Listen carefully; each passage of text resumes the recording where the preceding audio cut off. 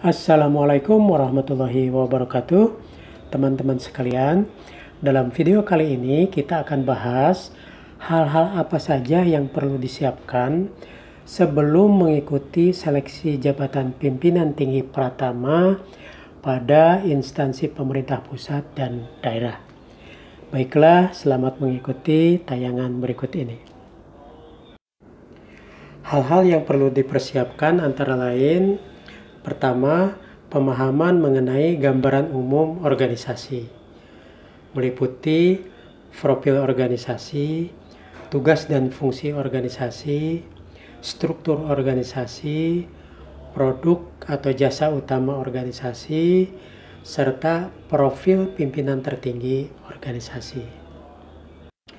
Kedua, gambaran umum unit kerja yang jabatan pimpinannya akan diseleksi, meliputi profil unit kerja, tugas dan fungsi unit kerja, struktur organisasi unit kerja, uraian tugas unit kerja, jumlah SDM unit kerja, serta produk atau jasa utama unit kerja.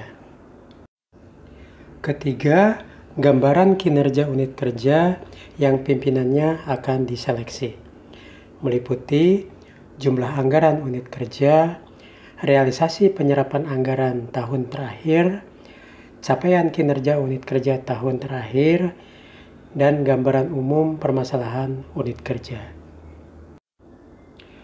Keempat, makalah dalam rangka meningkatkan kinerja dan mengatasi permasalahan unit kerja.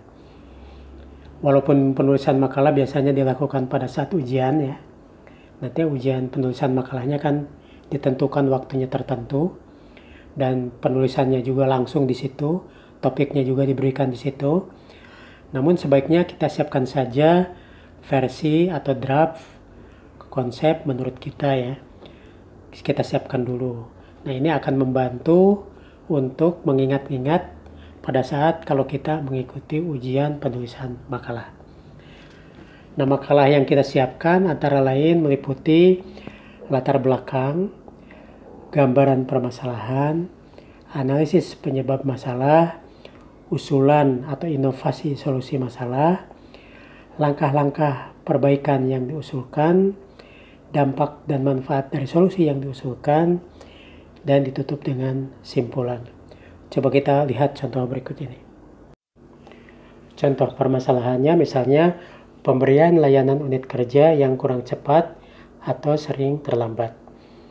Nih, penyebabnya misalnya sumber daya kurang siap, proses kerja kurang baik dan lambat. Kemudian solusi masalah yang diusulkan, identifikasi titik-titik kritis yang menghambat kesiapan sumber daya dan proses kerja. Kemudian melakukan perbaikan dan penyempurnaan. Langkah perbaikannya misalnya perbaikan proses penyiapan sumber daya, proses penyiapan penugasan, sistem dan mekanisme kerja pemberian layanan, dan lain-lain. Kemudian dampak dan manfaat dari solusi, misalnya sumber daya siap sesuai jadwal pemberian layanan, dan kualitas kinerja layanan itu akan lebih baik. Kelima, milestones peningkatan kinerja jika terpilih sebagai pimpinan unit kerja.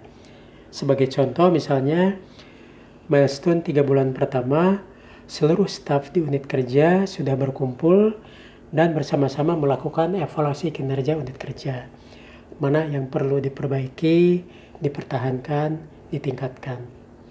Seluruh SOP dan pedoman kerja sudah direview ulang, mana yang perlu disempurnakan, dan lain-lain. Kemudian, milestone 1 tahun menjabat, misalnya kinerja unit kerja meningkat sekian persen, keterampilan pegawai meningkat sekian persen, dan lain-lain. Kemudian milestone untuk 3 tahun menjabat, misalnya kinerja unit kerja meningkat sekian persen, kepuasan pelanggan meningkat sekian persen, dan lain-lain.